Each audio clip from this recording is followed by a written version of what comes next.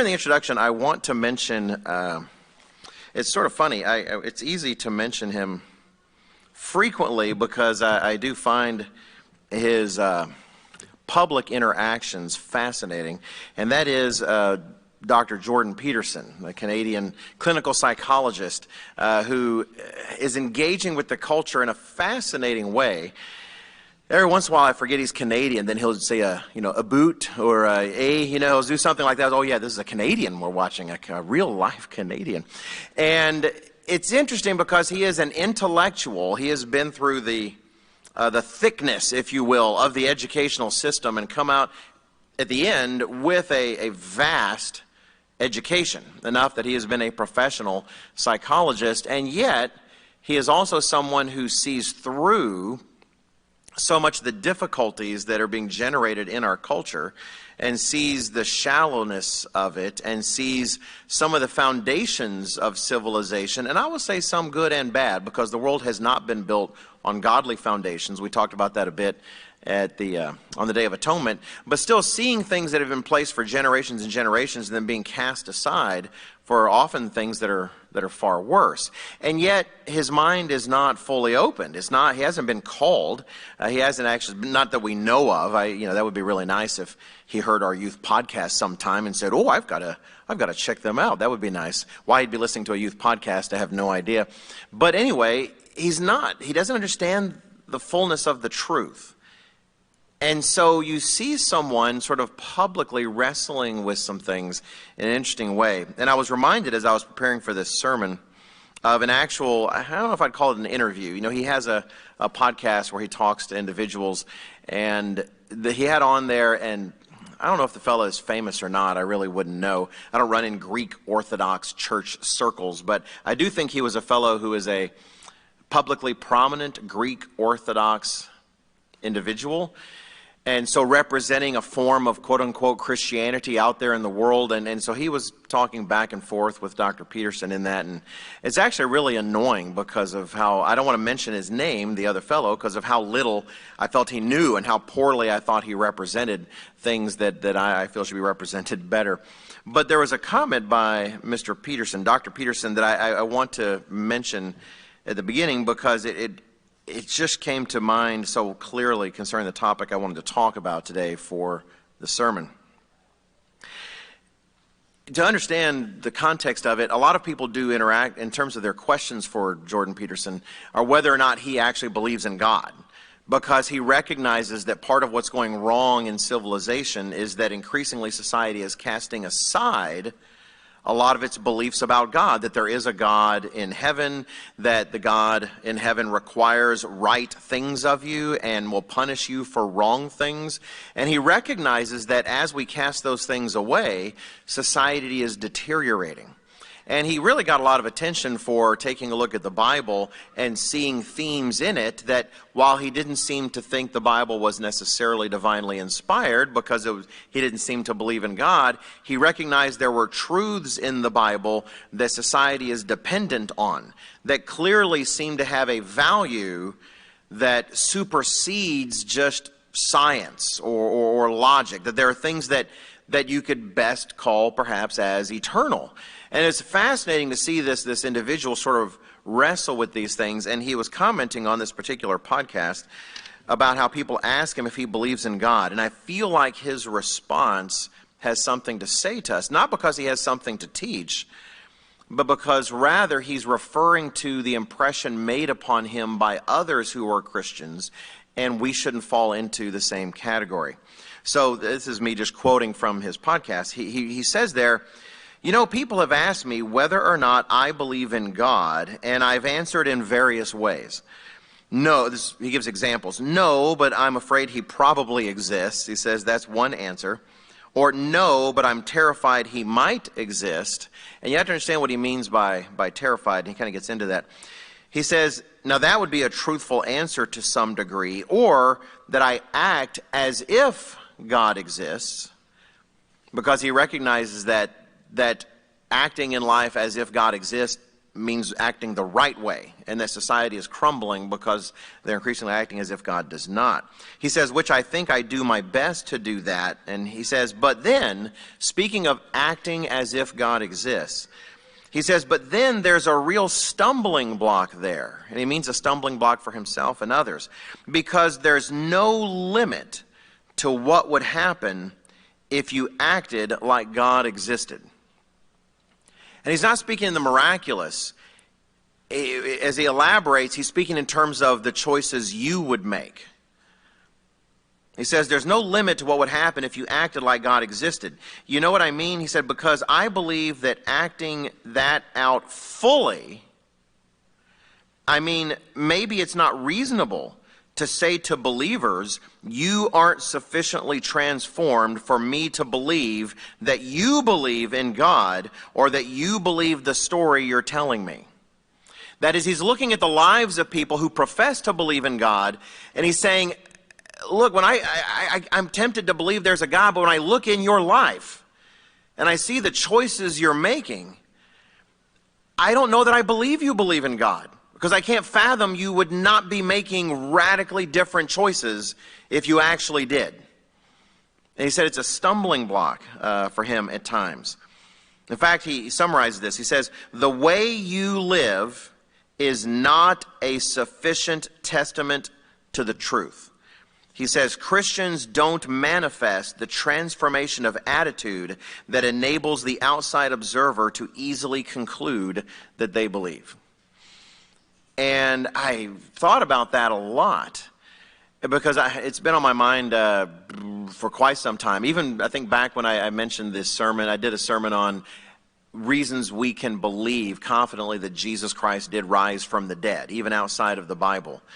And this idea that if you really believe that a man told a crowd all over a country that, hey, I'm going to rise from the dead. He didn't say it just like that, but that was his testimony to his disciples, that he would rise from the dead once he was killed, and then that man did rise from the dead. If you actually believe that, it would change literally everything. Literally everything. Now, the other fellow he was talking with just didn't seem to grasp what he was talking about. He started talking about, oh yeah, but there's levels, like sure, there's these quote-unquote saints who, I can't remember his examples, they were terrible. Like cry 24/7, and that's why they became saints, because they just were so filled with the awe that God exists. They just cried and cried, and I thought, what garbage! It was just I'm like I could smell the fumes from my YouTube page, watching it here. This guy didn't grasp what he was talking about. He's talking about if real Christians actually believe God exists, that Jesus Christ is the Son of God, that his teachings literally came from God, their lives would be transformatively different if they actually believed those things. And he just wasn't seeing that. In my life, in terms of reflecting on that, I've boiled it down to two things. One, there's the magnitude of what we profess to believe.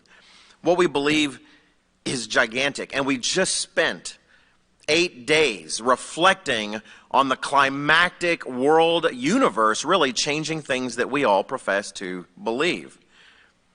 Right? We all call ourselves Christians. We believe that a man came and taught many things, as many men do all over history. They have come and taught many things, but among the things were things that include the fact that, hey, my things are different than their things, and I'm going to show that by rising from the dead 3 days after I die. And then he did die, and 3 days later, 72 hours later, he actually did rise from the dead and was living a different level of existence that we normally associate with God. And that same one said among the things that he taught that are also validated by that God longs to do the same thing with you and me. That he longs to make us eternal beings, not just physical, chemical beings with a temporary existence, but those who will live forever in joy and satisfaction forever, productively. There's a magnitude of things there that demand our attention. But then also, there's the fact that they do more than demand our attention. If we truly believe those things, there should be differences that we see in our lives because of that. Actually, during the feast, I wanted to do something that Dr. Meredith talks about in the booklet, What is the Meaning of Life, which is the new name for the booklet, Your Ultimate Destiny. If you're ever looking for your ultimate destiny, it's gone. Your destiny is gone. No, your destiny's not gone, but we have retitled the book that talks about it too. What is the meaning of life? Is our hope that people weren't requesting this book enough, and it needs to be in front of every pair of eyeballs in the country. Even people with only one eye, they need to see that too.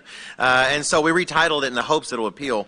And Dr. Meredith has a paragraph at the very end, here on page 25 in the most recent printing, where he's talking about God the Father. He says, He and His firstborn Son, like a loving family, are preparing other sons to join with them in ruling this world and later the entire universe. So go out under the stars some clear night. Try counting as many stars as you can see, and then think of the billions of stars scattered across the vast universe you cannot see. And then meditate on this awe-inspiring purpose for your life and thank God for it. Then get down on your knees and begin to zealously do your part to make it all possible. And we tried to do that. One of the places we booked for the drive on the way back from California was in Arizona, and the website boasted about dark skies, really dark skies. And they had an observatory on the premises. It's like, whoa, this is going to be amazing. We're going to do exactly like what this says. Well, let's just say it's a little closer than Tucson than you might think. So the skies weren't quite as dark as we hoped, though they were dark. And yeah, they had an observatory, but they didn't say you got to tell them ahead of time so they can make sure an astronomer is there. And so we didn't tell them ahead of time. And even though Mr. DeSimone was really willing to sell one of his kids almost, I think he would never do that. I'm just kidding. To try to get that astronomer there, he was not, it's too windy. It's too windy. We couldn't do it. So we we kind of laid out where the observatory was. We sort of brought pillows and laid back in our chairs. And you could see a lot of sky. It was beautiful. Definitely a lot more than we normally see. We still had that itch, right? And so Mr. DeSimone and I and several of our party actually drove out another half hour or 45 minutes away into the darkness in a lonely road that we kind of figured, hopefully it's not where killers live or anything like that, because they know nobody's going out there.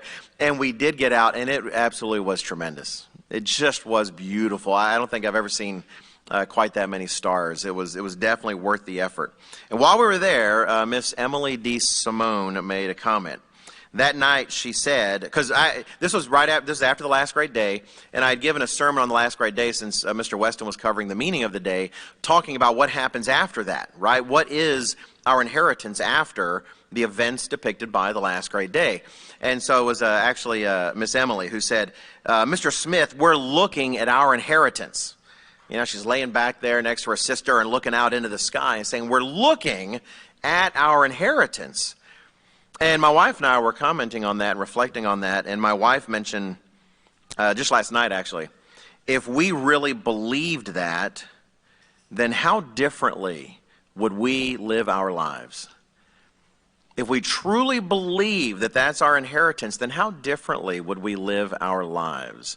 Now, some of you might be thinking, I already live my life absolutely perfectly in conjunction with that belief. If so, I don't know, you're a little delusional. I will just say, I don't know anyone who's fully 100% living their life in conjunction with that belief. How do I know that? Because we're still physical. We're still being purified. We're still changing. We're still growing. But I would argue that to the extent we do believe that, to that extent we are living the life that we should. And part of our desire is to grow in that belief and to grow in living in that way. And that's what I'd like to talk about today. I'd like to talk about if that belief is real, then what should the consequences be in our life? How should that belief become visible in our lives? And I'd like to do that by asking some questions to help us focus on that, examining ourselves. Dr. Winnell mentioned in the announcements, this is a good time of year for setting goals. And I personally find the same thing, that you've got Passover, which is a very time of self-evaluation, and then roughly half a year later, you've got the end of the feast. And so you can, every 6 months or so, you've got these opportunities.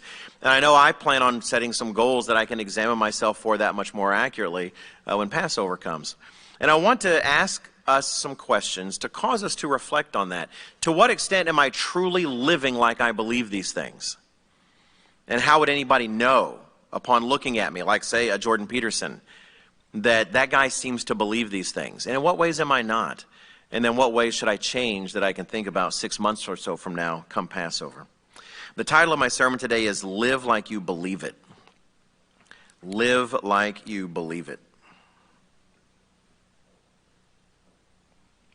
And before we get to the questions, I do want to highlight that the belief in your destiny, the belief in your purpose should have practical outworkings.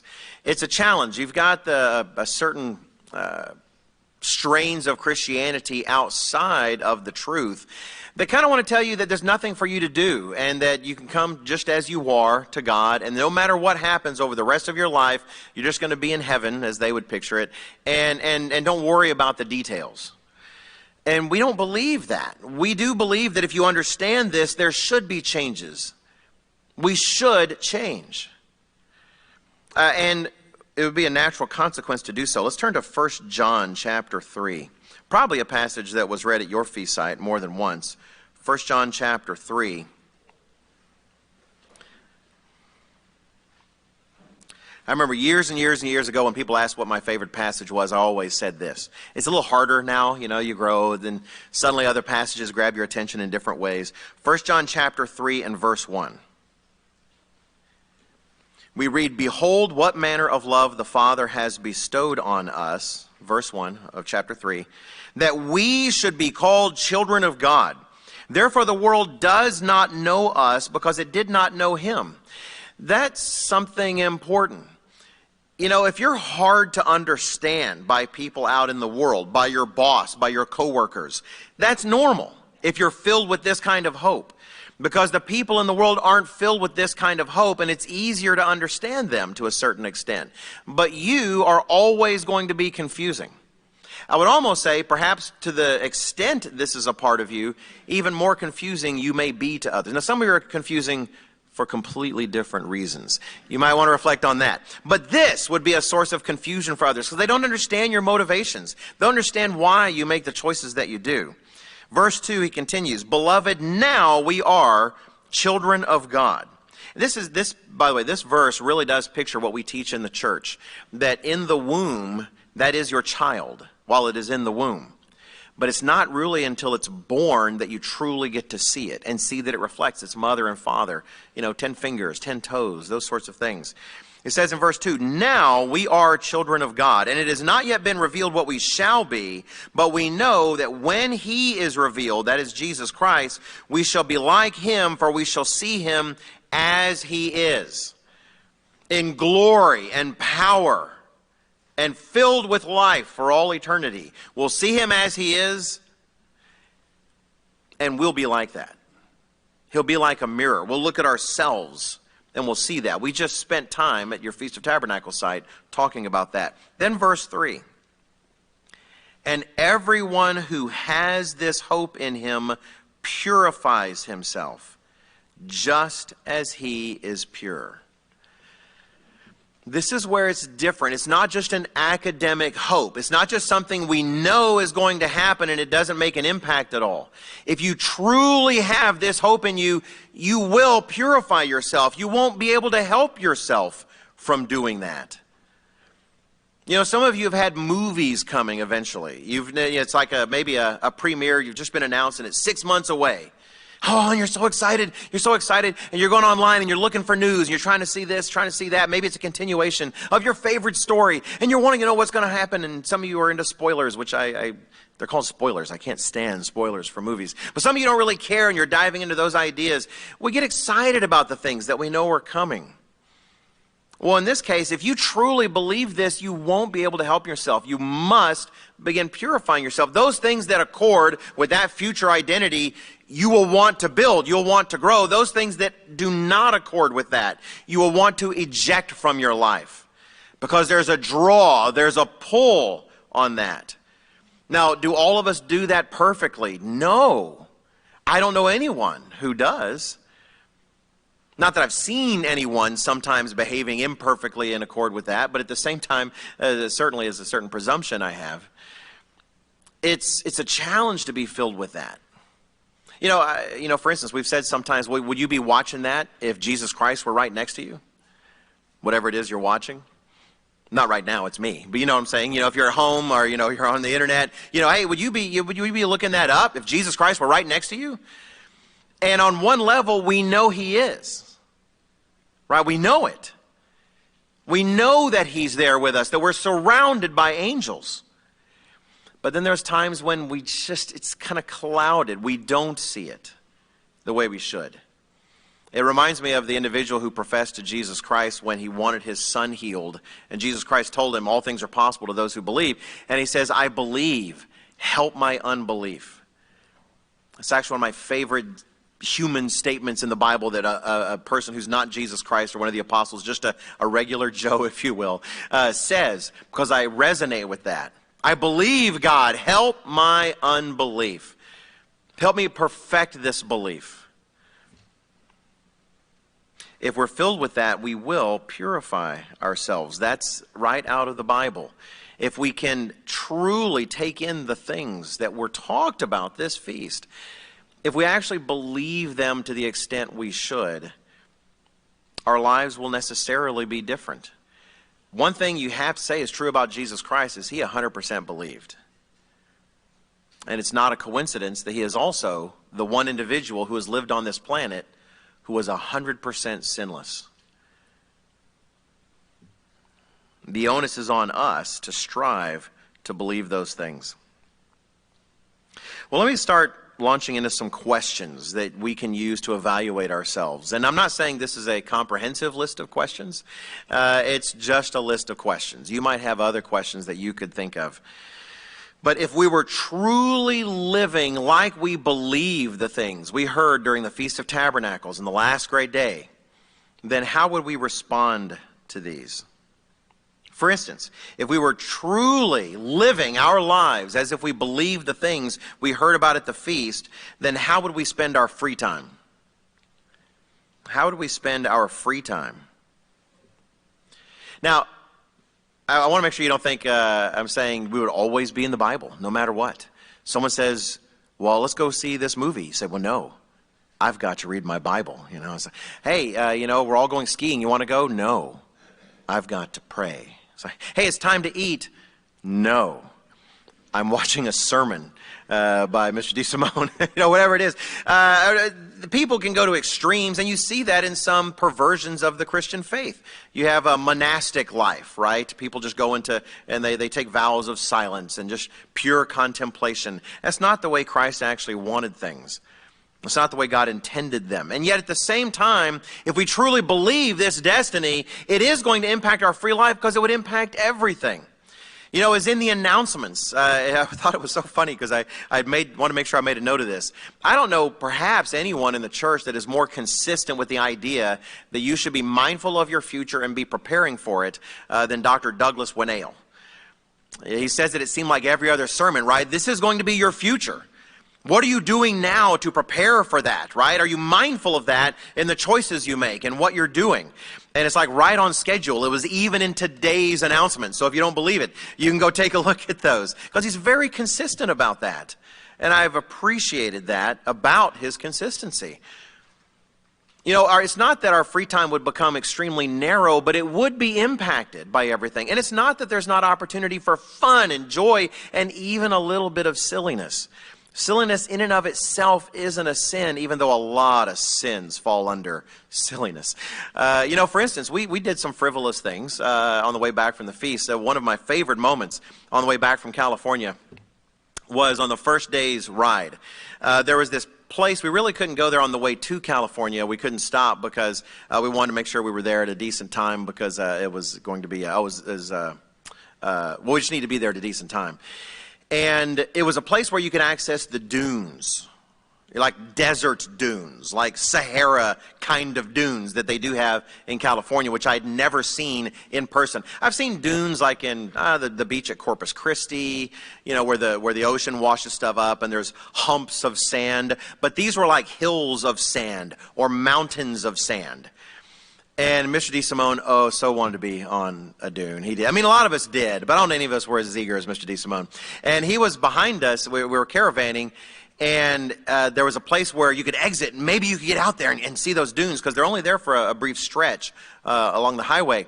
And we did exit there, but there was not an access to the dunes. But my wife looked on her phone and said, oh no, there's an actual literal access point, something designed, because people do go out there and drive four-wheelers and other things. It's a national park.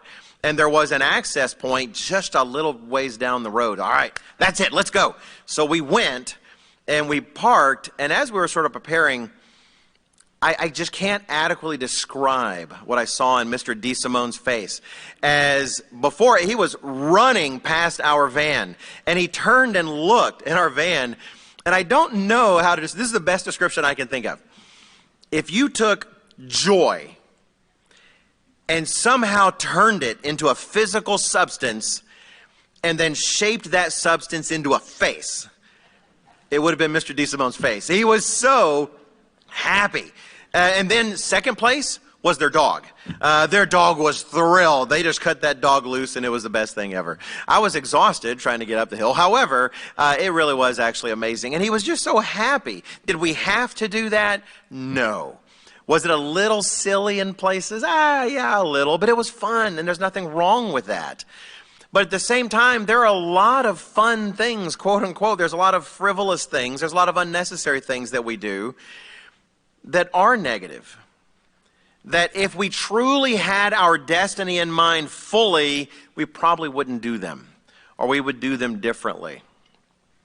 It's worth asking ourselves about the things that we watch on our streaming channels, that we choose to partake in. Is it in conflict in some way with that destiny?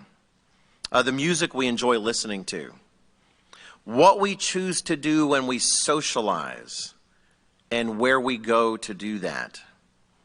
The movies that we watch, the books that we read. Now, I'm not talking about judging each other about those things, which is really easy to do. It's very easy to do, and Jesus Christ warns us about that. We all stand and fall to our Master on our own to a certain extent. But that doesn't mean judgment is impossible. We are living in a time of judgment. Now is a time we're supposed to discern what to partake of and what not to partake of. Part of what's tempting about judging other people's choices is it's a time when you don't have to be judging yours. So I'm not trying to invite us all to judge other people, but I am inviting all of us to truly consider these things and ask ourselves, make it external from you, if you will. And say, if I were looking at someone who truly believed to his depths, to the same depths Jesus Christ did, everything I just heard at the feast, about my destiny, about my purpose, about what eternity is going to be like for me and for that person, what would I expect to see in that person's life when they make choices, when they flip on the television, when they turn on some music? Because we want to see that reflected in ours as well. All right, another question I'd like to ask.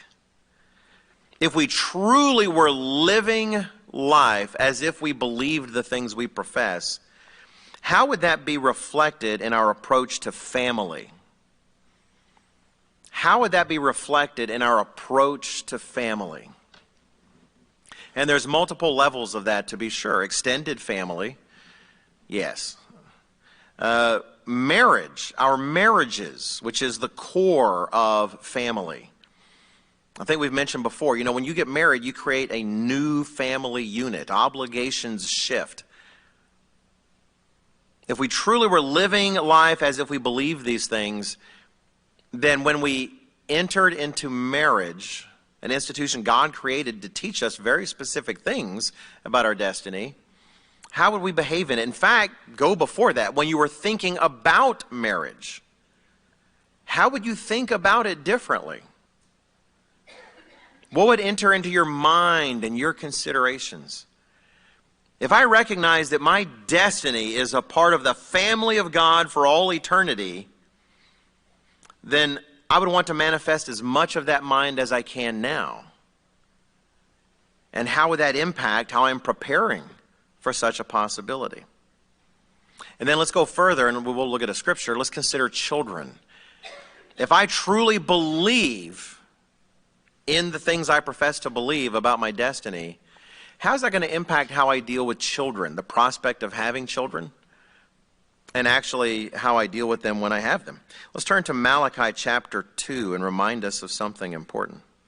Remind ourselves of something important.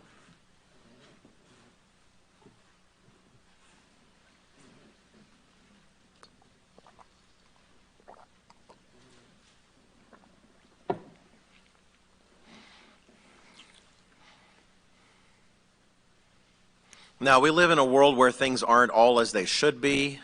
Things don't work completely as they should. And God has very special purposes for each of us that sometimes end up with a very unique path. But he does reveal here that one of his purposes in general, specifics aside, for marriage is children. And I have to ask myself, well, if that's his purpose, if it reflects his mind, and I want that mind for all eternity, and if my wife and I are capable of having children, then why would I not want to have children? Because there are people in the world making that decision now. And it's easy to say, well, the world is getting so terrible, I don't know that I want to bring children into that, which people have been saying for decades. You know, the church hasn't gotten any divine message that has said, now is the time not to have children. At least, unless Mr. Weston hasn't told us something he heard this past week. Now, he's not shaking his head or anything, so I think we're still good, to have some babies. So, God did design. In fact, let's read it in Malachi chapter 2 and verse 15. We read here, Malachi 2 and verse 15, as God is talking to a sinning people about marriage. He says in verse 15, but did he not make them one, having a remnant of the Spirit? And why one? He seeks godly offspring. God desires godly offspring. It is a passion of his. It is something he wants in the world. There's so many ways in which in the West marriage is corrupted. Essentially, what used to be the frivolous rom-com has become what marriage is supposed to be. I love you, you love me, let's get married. Except nowadays, more and more people are even skipping the let's get married part. I mean, it's getting worse and worse, right? But as if that is all there is to it. As opposed to God, when he created marriage, he had children in mind. That's a natural consequence. It's a part of the design. It's not an accident. That's part of why he made man and woman one, was because he seeks godly offspring. Now, with this in mind, let me highlight, and I'll make sure I qualify so we don't misunderstand it, because it is easy to misunderstand, and especially the way I'm going to put it. But when it comes to our children, what is more important concerning those children? That they get a degree,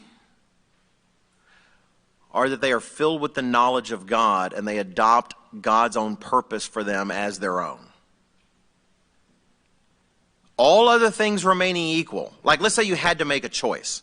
You don't have to make a choice. And education is important. I'll talk about that. At least preparation is important. The world has messed with the word education anymore. You can't even trust it means education anymore. Frankly, a lot of what's called education today is like a de-education.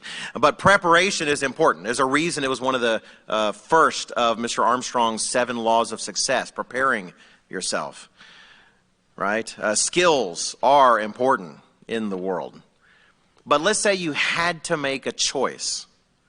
Either a degree for your children, or them adopting God's purpose for them as their own purpose. Let's all agree it's not a debate, right?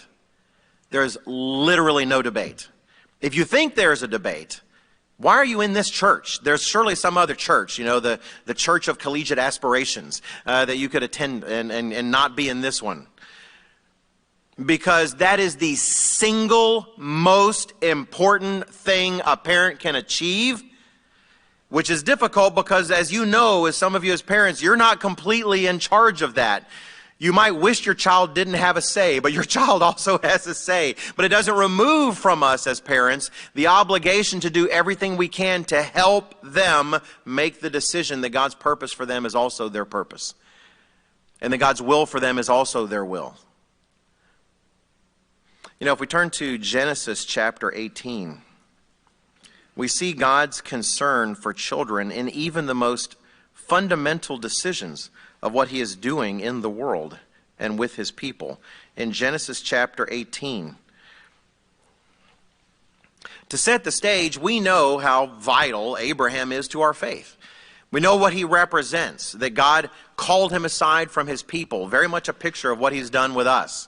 And many of you know what verses we're going to, just by me starting to talk about children and Abraham, which again, if you know, congratulations, you're accountable for those things. Right? It's like, oh, I know where he's going. He's going to go to that thing about Abraham's children. Congratulations, live up to it.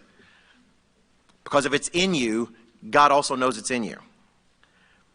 So God calls Abraham aside. And it's easier than, well, he just called him aside because he's the father of the faithful, or he's going to have a bunch of kids that he can one day bless, and they can invent things like MTV, which is terrible.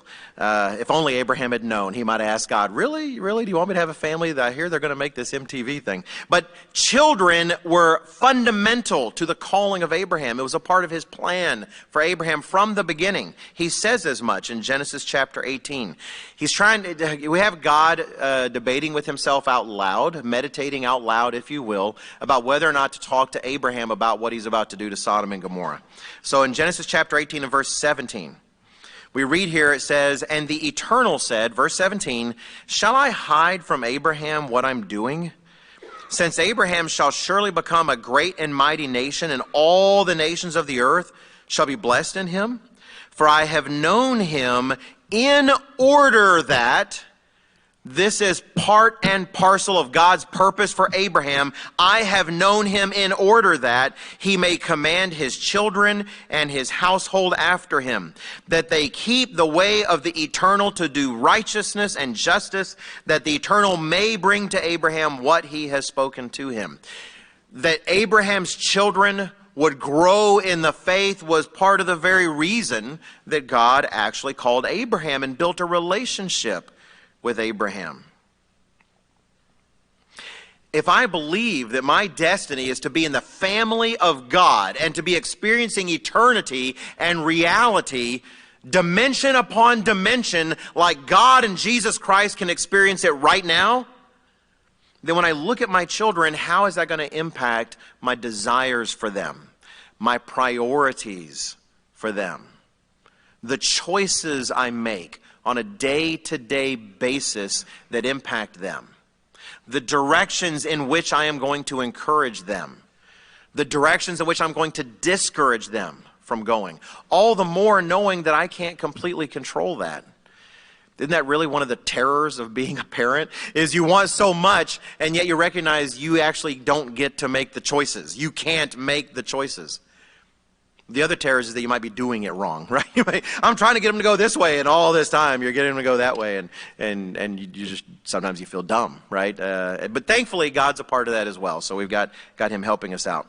But I want to encourage you, between now and Passover, again, we'll get to revisit these things perhaps on Passover, to weigh, okay, if I'm living like I believe the things I just heard about, and someone were watching me deal with my children, or seeing me plan for children,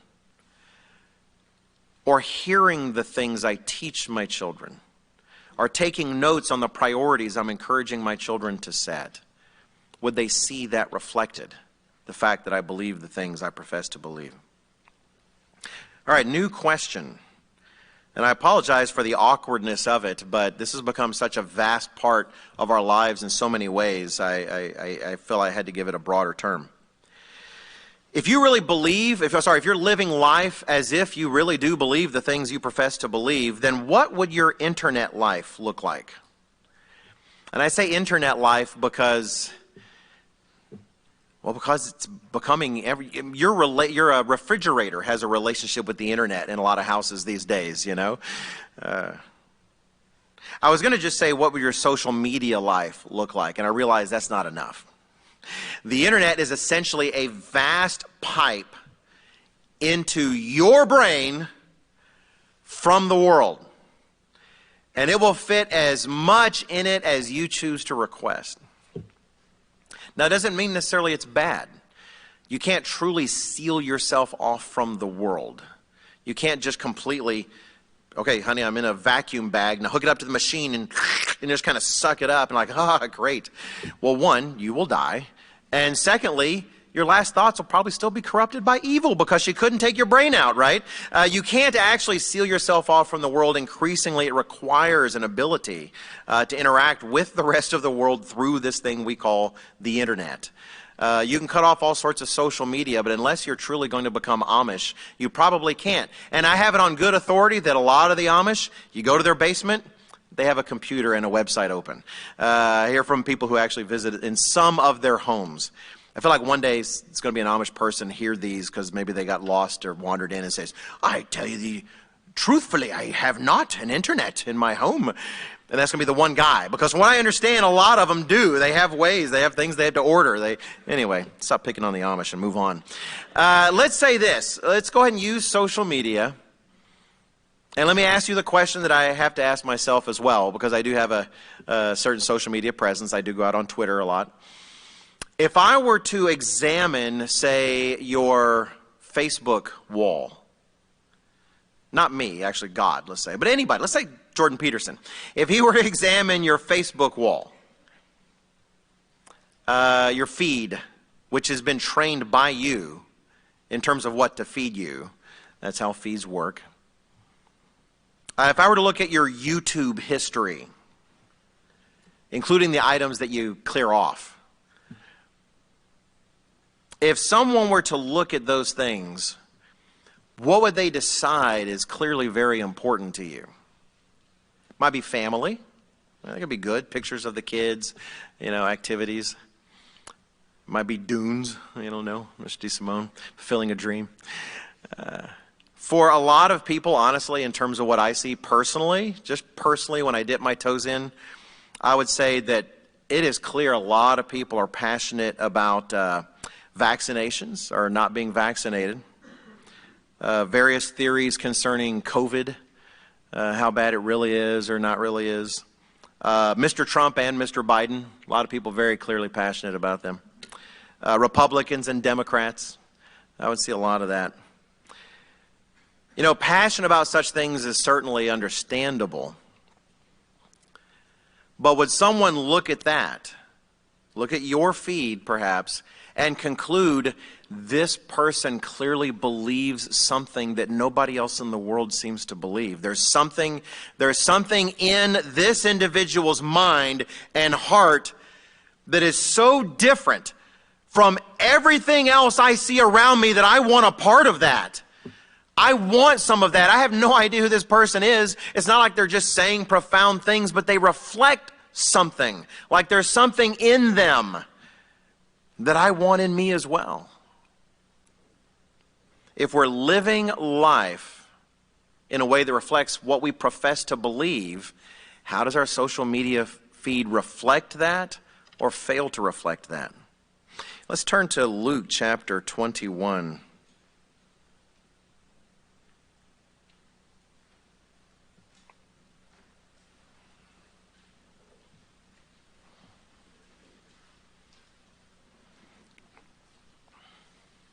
Luke chapter 21, and Jesus Christ says something important for us, and it's easy to miss. And I say that because I know I used to miss it a lot in the past. Luke chapter 21 and verse 34. We'll start in verse 34. We read, "But take heed to yourselves," Jesus Christ says. Notice he's talking to you about yourself. It is true we need to watch world events. We are encouraged to do that. We don't want to be caught off guard. And frankly, it is encouraging, even as the news gets worse, it's encouraging when we see God moving in the world. We should watch current events. But there will be people watching current events, and maybe at their charts at home, they've got figured out, this guy's the beast. He's going to rise to power for the first time in a parliament speech that happens on May 23rd, 2000 such and such. I even got a copy of the speech. I've done all the research. I've done all my homework. I know what's going on. And they're still going into the tribulation because they did nothing but watch the world and did not watch themselves. Maybe in between they watched other people, but they weren't watching themselves.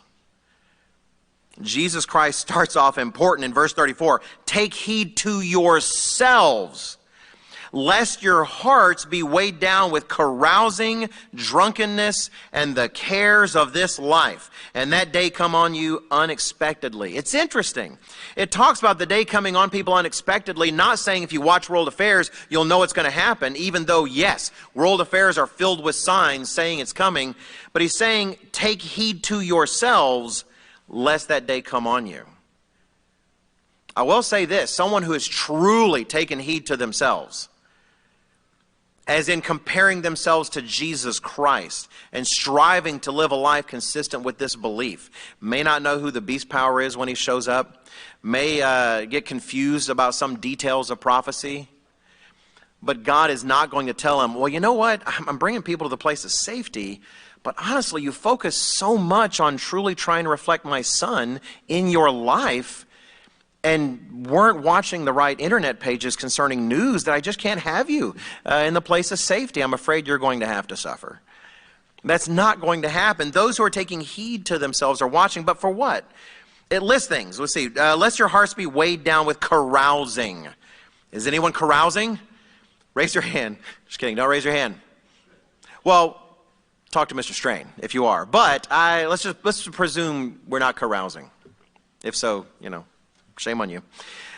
Drunkenness. Again, let's presume that no one currently seems drunk. Good on you. Good. If you have a problem with that, and there is no excuse for it. I mean, I've known members sometimes say, look, yes, I get drunk and I get blotto, but I stay at home. Jesus is still there, right? There's no excuse to get blotto. I think, anyone say blotto anymore? I used to say blotto. There's no excuse for that. Drunkenness. God never gives us permission to just completely turn off our brains and lose all control. It's literally the opposite of what we will be in the kingdom. So carousing, drunkenness we get, but then it says cares of this life. And that's the one I used to miss all the time. I was so focused on patting myself on the back that I'm not a carouser or a drunk that I miss cares of this life. And that can be translated a lot of different ways. You can read it, cares of this life, worries and distractions of this life, anxieties of this life. In fact, it parallels the parable of the sower and the seed, which we won't turn there, but you might note Matthew 13 and read about that. It talks about how some seed fell on fertile soil, but as it grew up, that is the seed of the word, talking about the kingdom to come. But as it started to grow, these thorns grew up and choked it out. And Christ describes those thorns, at least part of them, as the cares of this life, or the cares of this world. The anxieties of this world, the concerns of this world. I have a fellow who has written me a few times. He no longer attends with us, but used to attend with us some time ago. And, you're on television and you write an article and people write in and I love him. I believe that he has God's Spirit, but it's interesting. He'll talk about how he sees so many people in what the churches of God as he understands them. And they're so caught up in the things of this world and the ideologies of this world and the politics of this world. And it bothers him because, look, they're falling for this lie from the Democrats. And they're falling for this lie from the administration. And they're falling for this lie from various media sources. And what I don't know how to communicate, I've kind of wrestled with it, is how to help him understand that he's falling for just the opposite set of lies and deceptions. It's like someone pointing at others that are caught in Satan's trap, hanging from a tree. Like, man, they just stepped right on it. What were they thinking? Look at them dangling there. What fools they were. When the individual pointing is dangling from his own net in the tree, a few feet away. Because it was just a different kind of bait that worked on them. The cares of this life. Do we fall for those? Are we caught up in those? Well, we could see on our internet feeds. We could see on our social media. What do they reflect? It's easy, and I say this, hopefully it's understood with some empathy. It's easy to sometimes justifying going too deep in some things as, well, I'm watching world affairs. I think it might be a good article if we could write in the Living Church News, how to watch world affairs without getting too caught up, while maintaining the kind of distance that Jesus Christ was able to maintain. Because we can make excuses like that, and I've seen people make excuses like that while the world affairs are just working their tentacles around them. What would our internet feeds and our behavior online and the things that we spend so much of our time watching tell to someone about what it is we truly believe and what is most important to us? Let's move to just a final few things. Ask a quick question. If you were truly living like you believed everything that you profess, if I were living like I believed everything I profess, then what would God's work mean to me? What would the work of Jesus Christ in the world, spreading the gospel to the world, mean to me? In Acts chapter 4, starting in verse 19, Peter and John, it doesn't credit one specifically of the two of them. They were facing Jewish authorities together. Having been arrested for preaching the gospel, again, I think I mentioned in a different sermon, when it comes to living our faith, when most people were persecuted for living their faith in the first century, it was for preaching the gospel. And so they were here, Acts chapter 4 and verse 19. It says, when they were questioned on these things and said, do not preach about this man. We don't want to hear about this man. It's corrupting the faith of the people, and you need to stop. But verse 19 in Acts chapter 4 says, Peter and John answered and said to them, whether it is right in the sight of God to listen to you more than to God, you judge. For we cannot but speak the things which we have seen and heard. They could not hold these things back. They saw their future, the future that we just all talked about and learned about and listened about and discussed with each other during the Feast of Tabernacles and the last great day. They saw with their own eyes in the presence of the glorified Jesus Christ. Now I say glorified. He didn't walk around glorified all the time. That would have been terrifying. But he did. He was raised among them. They saw a man who was dead and will never die again. They talked to him, they touched him, they handled him, they listened to him, and they literally saw him float into the air with a promise that he was going to come back. They said, how can we not talk about these things? You say not to talk about this, not to tell other people. It's not possible for us. We actually have to speak about these things. It is a shame before God that people will seek to defend their faith and use examples of the apostles standing up to the Jews and not be a part of preaching the gospel. And amongst the many groups and organizations out there calling themselves the Church of God, there's a lot of that. Even if no one said, oh, we don't have to, living is doing it. Well, that should make you feel a certain way. You know, I was trying to think of a good example, a personal example, and the only one I can think of might sound a little dumb, but it is sincere. And I remember when I was a teenager, I can't recall exactly what age, but I really wanted a telescope, which that's one thing we were excited about on this trip. I've already mentioned I really wanted a telescope, but couldn't afford a telescope. But I did have essentially a real small one that's mainly for land purposes. I don't know what purposes. It was a cheap tripod that wouldn't hold it, so you had to hold it yourself. And I remember rigging up some strings and bottle caps so I could kind of position it with a little piece of tape so it would stay looking at something for a while, which is hard because the sky is always moving. And I stayed up late one night. It was going to be the first time I really looked at anything in space through this telescope. Again, I was a teenager, kind of younger, I would say on the younger age. Might have been preteen, but I think I was a teenager. And I had it set up. I had it in my front yard, which was terrible with light pollution. We had like a high school football field pretty close, and they kind of left those lights on all the time. And I was close to the city of Dallas, so it was truly imperfect conditions. But I didn't care. I was too excited. I was going to look at something. And I knew when you zoomed in on stars, you know what they look like? Bigger dots, right? It's not like you really see anything. But I didn't care. I wanted to look at stuff. So I got outside, and I had this TV tray set up, and I had this sort of foam chair behind it. I had to lean back, and I just was ready. I was ready to go. And I said, well, what I'm going to do, I'm going to pick the brightest one. And it happened to be conveniently above the trees. So I picked the brightest star that I could. And got in the telescope, and it didn't have any fancy knobs. You're just shoving it in and out. It was about as basic as you get.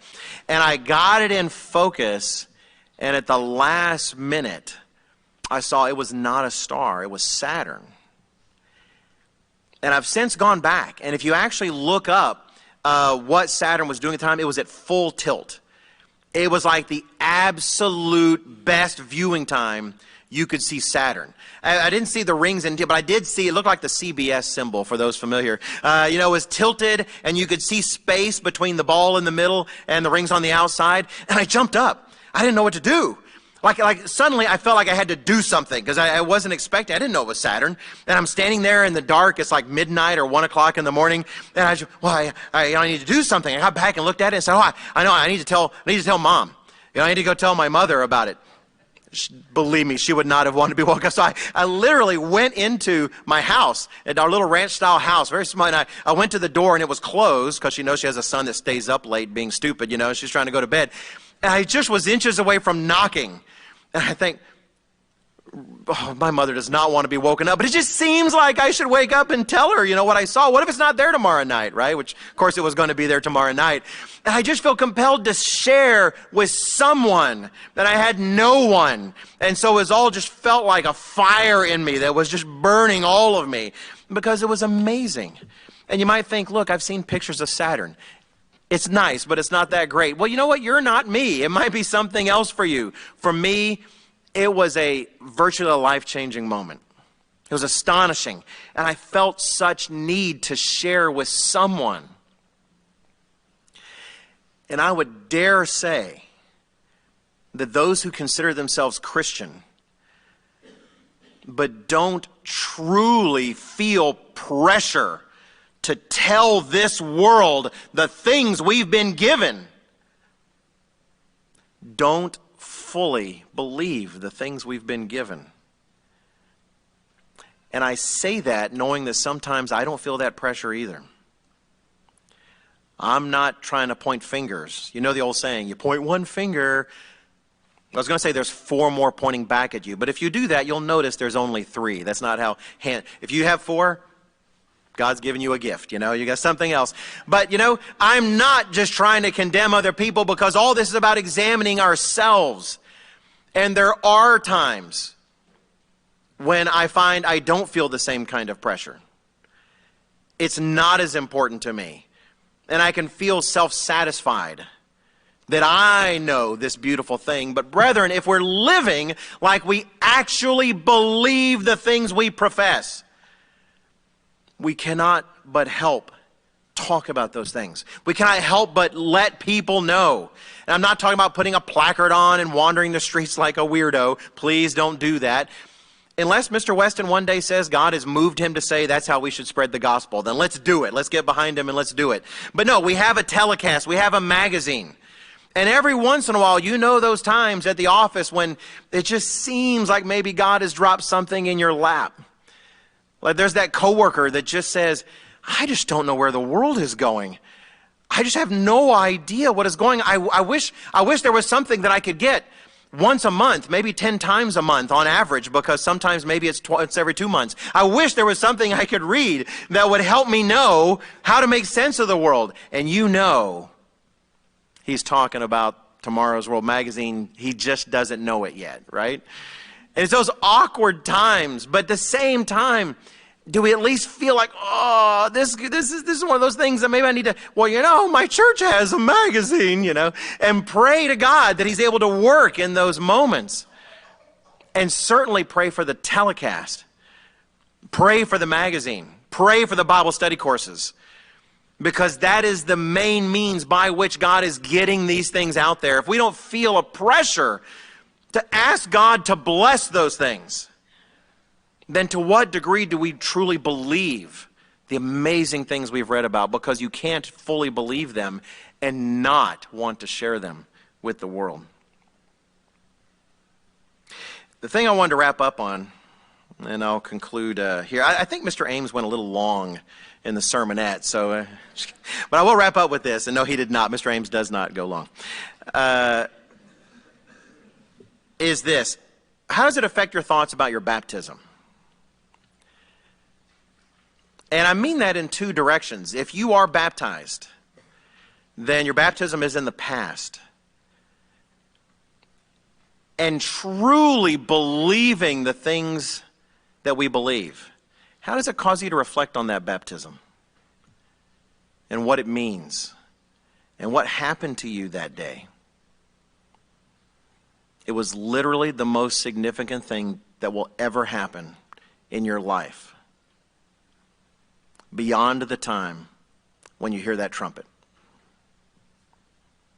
Your symbolic death was more significant than the real one that awaits most of us.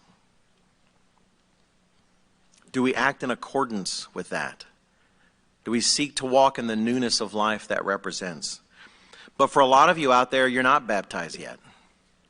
And yet I say your baptism because there's a future one ahead for you.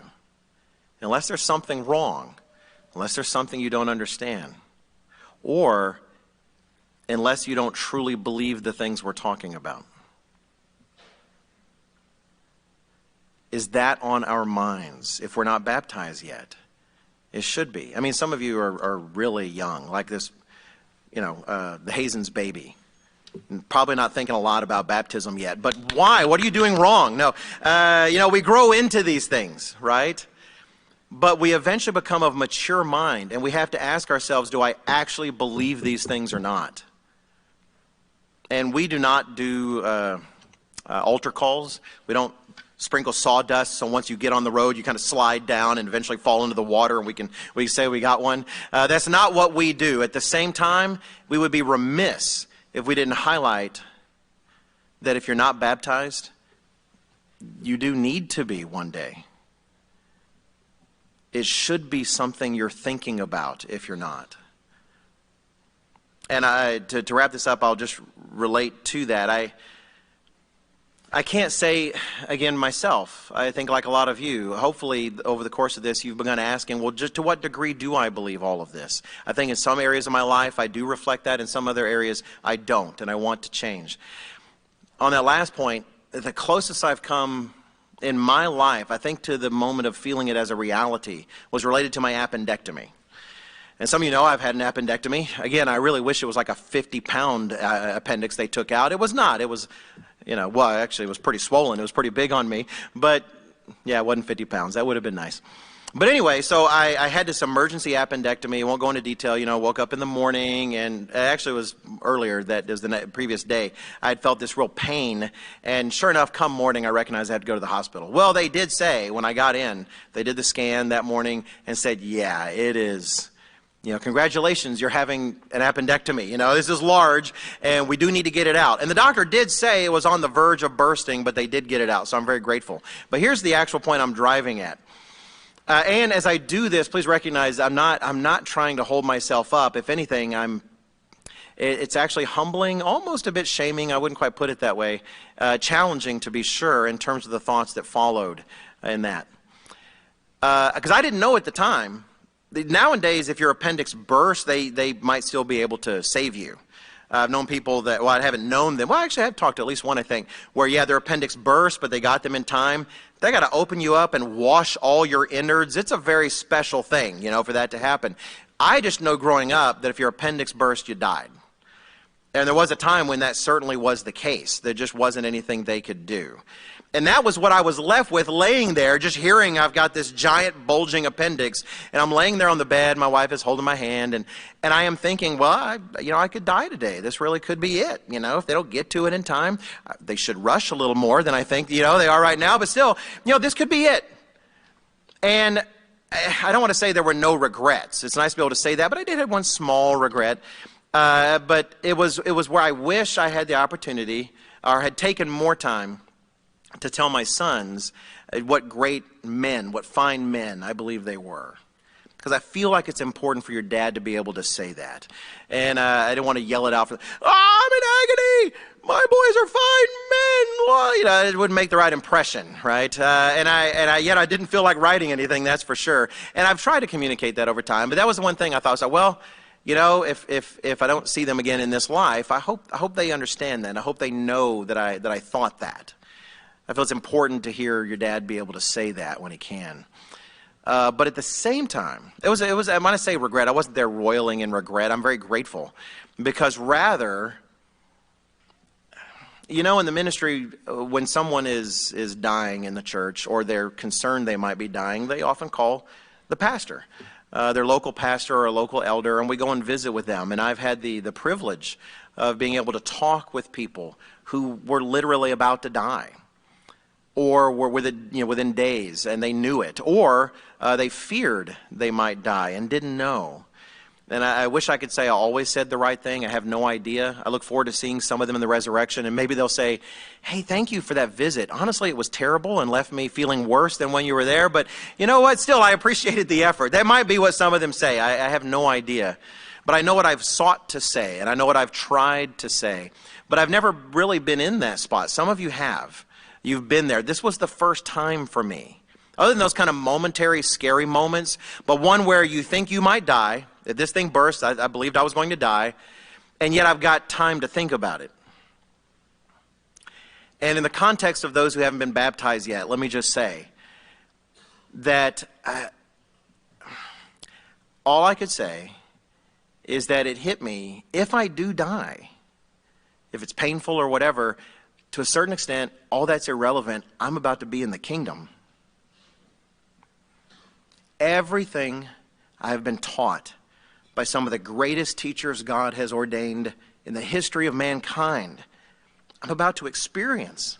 I'm about to see. I'm going to see Jesus Christ. All my troubles, all my trials, all my struggles, all my imperfections are potentially seconds away from being in the past. And I can't completely communicate to you how comforting that was. I can't completely communicate the peace I had on that gurney in the emergency room. And I don't know, there might be some future terrifying brush with death where I'm not going to think any of those kind of thoughts. I don't know. All I know is in that one, I felt grateful that my sins had been forgiven by the death of Jesus Christ, by the application of that sacrifice toward me. And I was so grateful. And I wanted to make sure, if these were my last moments, I'm thanking God for that. Because I can't believe the lack of burden I feel right now. And then, more than that, and I thought about this at the feast, I didn't get to comment in the sermon. I thought that, yes, hopefully my children and wife will miss me. You like to think people aren't throwing a party the day after you die. That they'll miss me, but at the same time, I'm literally not just, if I'm going to die in a moment, not just seconds away from seeing them, but seeing them in their eternities. That I'm seconds away from seeing my sons and my wife, if they endure in glory and power and filled with a joy that will never go away. And now when I reflect back, that's what my baptism means to me, is the access it has given me to that. But then I am, like I said, shamed a bit, as I have to now examine myself after my appendectomy. Am I living my life as if I truly believe those things? And sometimes I like my answer, and sometimes I don't. Brethren, we've got a few months before Passover. Between now and then, let us all reflect on the things we've been given at this feast and ask ourselves, am I living a life that truly shows I believe those things? And where I'm not, may Jesus Christ help us to do so.